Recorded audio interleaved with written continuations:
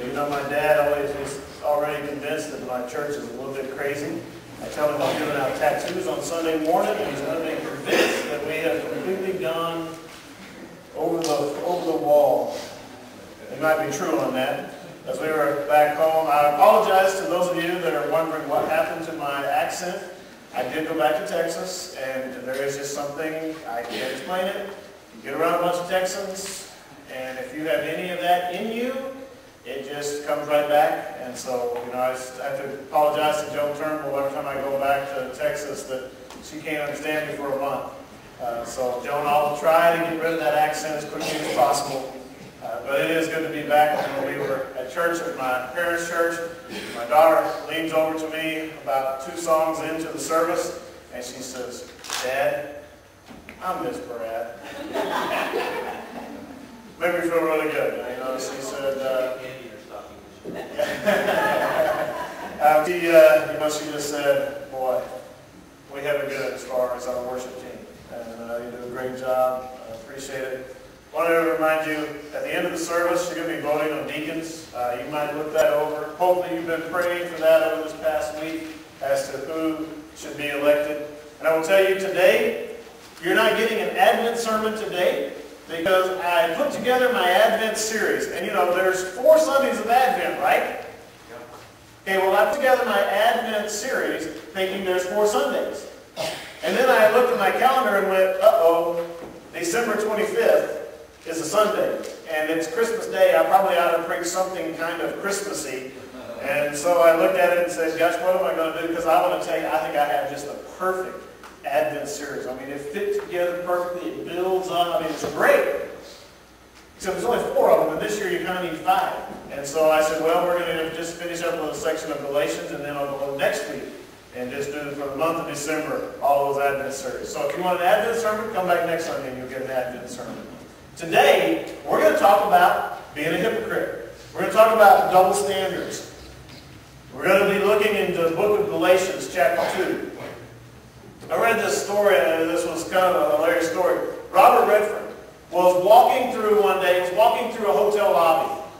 A woman saw him, and she ran and followed him to the elevator. And right as he got to the elevator, she asked him, "Are you the real Robert Redford?" And he waits. He doesn't say anything until right as the doors close. And right before they close, he says, "Only when I'm alone." Are you the real Robert Redford? Only when I'm alone. Now, I'm sure that, Robert Redford had some other reasons for giving that line of "only when I'm alone." Probably that, I don't want everywhere I go to be having to sign autographs and have, fans just going all crazy. But think about that term.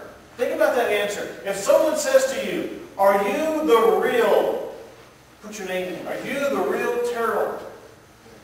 Are you the real Chuck? Are you the real Rudy?" Is your answer, "Only when I'm alone"? Or are you real and the same everywhere? Nobody likes a hypocrite. Nobody does. But nobody likes a hypocrite. That's why people sometimes will say, "Well, I don't go to church because there's too many hypocrites." My answer is, come on down and join us. We always got room for one more. Right? I mean, we're hypocrites wherever we go. The reality is we are. But we don't like them. We don't like people that have a double standard. Well, the Apostle Paul describes in Galatians chapter 2 one encounter that he had with Peter, in which Peter played the hypocrite. I want us to look at the story. We're going to read Galatians chapter 2. We're going to read starting in verse 11. "But when Cephas," that is a name for Peter, "came to Antioch, I opposed him to his face, because he stood condemned. For he used to eat with the Gentiles before certain men came from James. However, when they came, he withdrew and separated himself, because he feared those from the circumcision party. Then the rest of the Jews joined his hypocrisy, so that even Barnabas was carried away by their hypocrisy. But when I saw that they were deviating from the truth of the the gospel, I told Cephas in front of everyone, if you, who are a Jew, live like a Gentile and not like a Jew, how can you compel Gentiles to live like Jews? We are Jews by birth, and not Gentile sinners. Yet we know that no one is justified by the works of the law, but by faith in Jesus Christ. So that we have believed in Jesus Christ, so that we might be justified by faith in Christ, and not by the works of the law. Because by the works of the law, no human being will be justified. But if while seeking to be justified by Christ, we ourselves are also found to be sinners, is Christ then a promoter of sin? Absolutely not. If I rebuild those things that I tore down, I show myself to be a lawbreaker. For through the law I have died to the law, that I might live to God. I have been crucified with Christ, and I no longer live, but Christ lives in me. The life I now live in the flesh, I live by faith in the Son of God, who loved me and gave himself for me. I do not set aside the grace of God, for if righteousness comes through the law, then Christ died for nothing. There's a lot in this passage. There's a lot of things we're not going to talk about in this passage. But what I want us to look at is, first off, that Paul confronted Peter. If you go back to those first few verses, verses 11 through 13. In verse 11, there's a very important phrase. Paul says, I confronted him to his face. I think that's huge. Because you see, Paul didn't go around complaining to anyone who would listen about Peter's hypocrisy. Whenever I go home, I always laugh because my sister has to tell me all of the news about all of my family. And believe me, I got a lot of family, and so there is a lot of news. And she goes through that, and she just outlines all of the news about all of my family. And well, my sister has a tendency to be a little bit critical. My wife's not sitting there, or she would have laughed right now.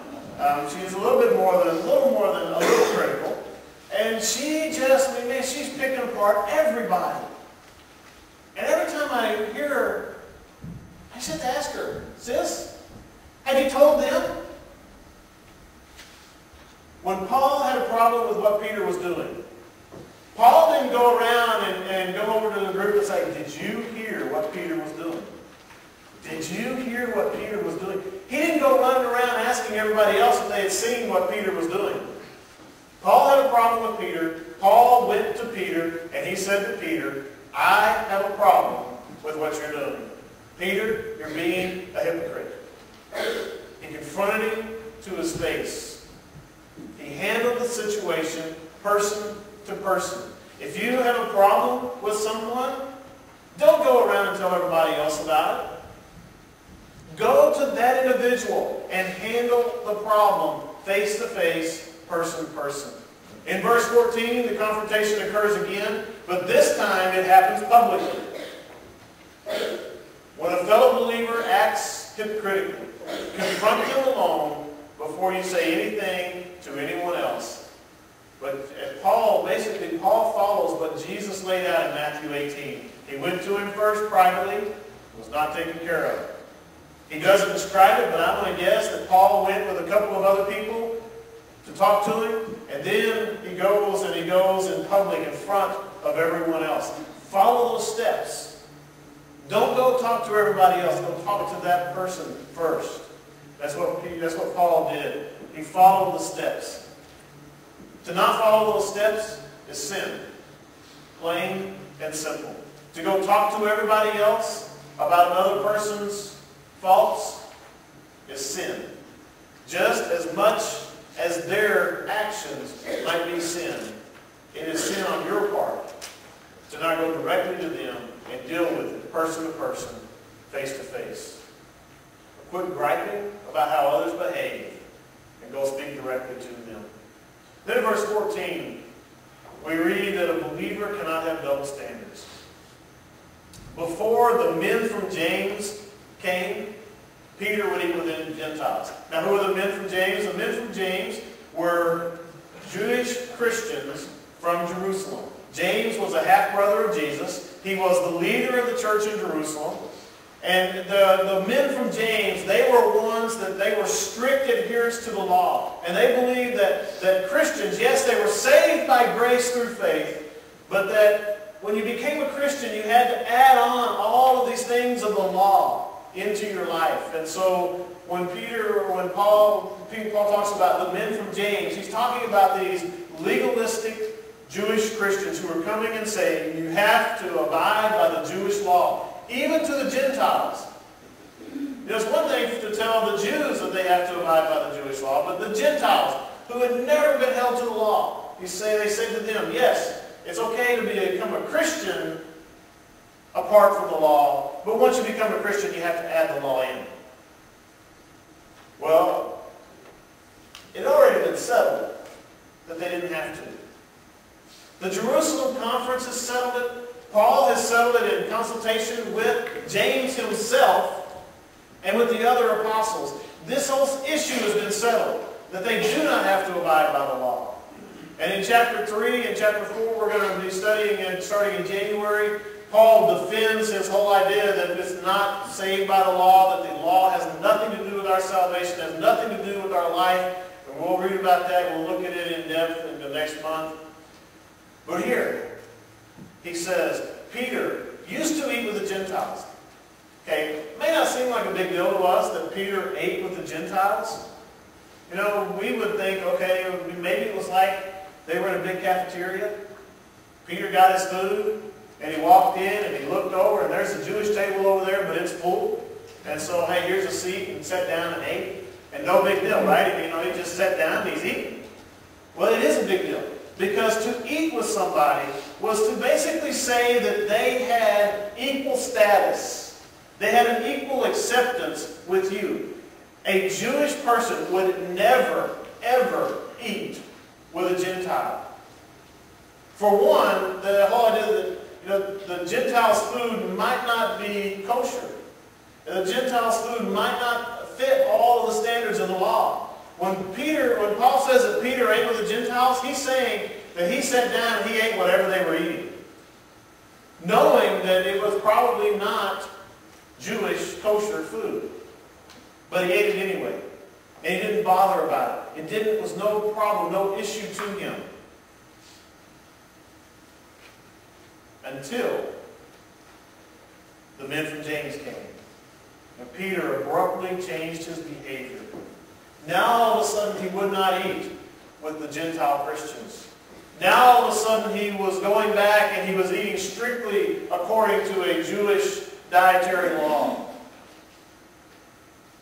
Again, it may not seem like a big deal to us, but it's huge.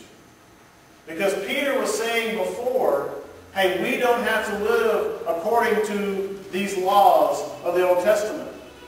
That they have been fulfilled in Christ. And then he comes back all of a sudden and says, oh, well, about that, yes, we do. Living one way, saying one thing, and then changing and living another. He's being a hypocrite. In some ways, I'm glad that this story involves Peter.